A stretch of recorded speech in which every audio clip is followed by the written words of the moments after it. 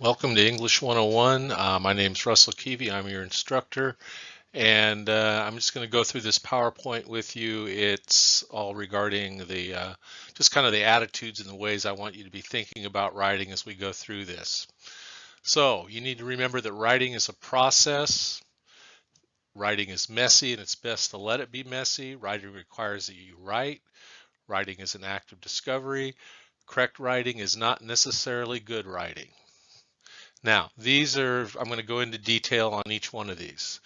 First, writing is a process. Just like anything you do well, you become proficient by engaging in some kind of process until you've achieved proficiency in that skill.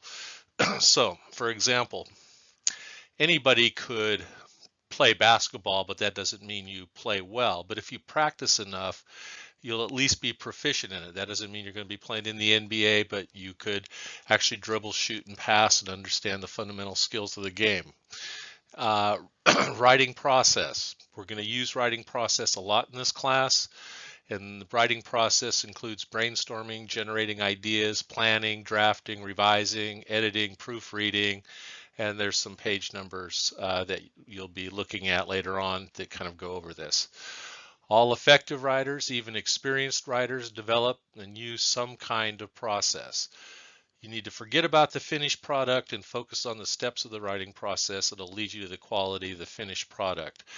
The big problem many students have is if I say there's an essay due, really all you can think about is how many pages, and really all you can see in front of you is that finished product, that piece of white paper with the nice crisp black ink on it with a nice introduction and headings and all of that stuff. We're not going to worry about that yet. You've got a long ways to go before you get there. Writing requires that you write, but it requires you to change how you define writing. It can be intimidating to visualize a final essay if you haven't really explored your topic and your ideas about your topic. The best way to start any writing project is to write. And this writing can be just jotting down ideas as they occur to you. Don't judge the ideas, just write them down. You know, a lot of us think, okay, I'll think about this paper for a while and I'll remember all the great stuff I thought about. The problem is that doesn't work. If you just briefly write things down, you'll never forget them. They're always there. You can go back and refer to them. Make lists, clusters, free write. It doesn't really matter, just write. And in the textbook, it's going to give you examples of these different pre-writing or brainstorming strategies. The best way to learn how to cook is to actually cook. The best way to write is to write.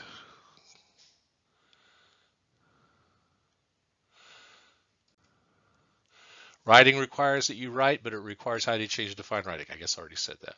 In the initial stages of any writing project, it's not important that spelling is correct, that punctuation is correct, or that it won't make sense to anyone besides yourself.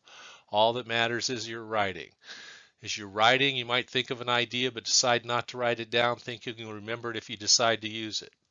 Wrong. We all know how this goes. Later, all you remember is that you had an idea. You have no clue what the idea was, but you know you had an idea. This is why you write everything down, even if you may not use it. Writing is messy, and it's best to let it be messy. Good writing is, in fact, the result of a very messy process. Scratch outs, errors, rearrangement, rough sentences, no appropriate order. You might get partway through and totally change your mind about the topic or the focus of the topic. Grammar, punctuation, spelling, and sentence structures are not important at this stage. You shouldn't concern yourself much with the correctness until you have a piece of writing that's beginning to look like an essay. A working draft, a piece of writing in which you've developed meaningful, descriptive, and coherent content. Good writing is not necessarily correct writing. I've read thousands of essays during my career, and I can tell you how many times I've read an essay that's virtually error-free but didn't really have anything to say, anything really worth reading. These essays typically consist of generalizations strung together. These essays are shallow or mechanical. However, not a comma is out of place, nor is a word misspelled.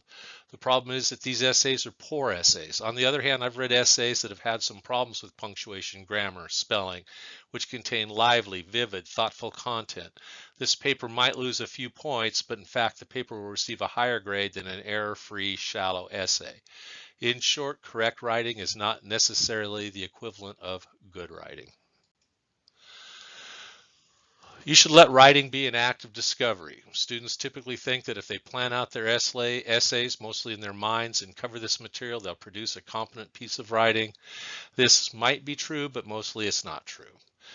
Does this sound familiar? You write an introduction that contains something that looks like a thesis statement. You may have even spent a great deal of time crafting this brilliant introduction and thesis. Next, you begin writing your body paragraphs, but you think of another idea that you could include in the essay. However, to include that idea, even if it would make the essay better, would mean you'd have to change your introduction or thesis, so you leave it. More often than not, you really don't know what you want to say until you're actually writing the essay. As you write, new ideas occur to you. Maybe they're ideas that you simply hadn't considered before. Maybe, hopefully, they're ideas that will make your essay better. With this in mind, you should at least jot down these ideas somewhere so that if you decide to incorporate them into your essay, you will not have forgotten them. This is what I mean by writing as an act of discovery. If there's one piece of advice that I can give that should drive all aspects of your writing process, it's this. It's the writer's job to allow his or her reader to visualize the writer's ideas.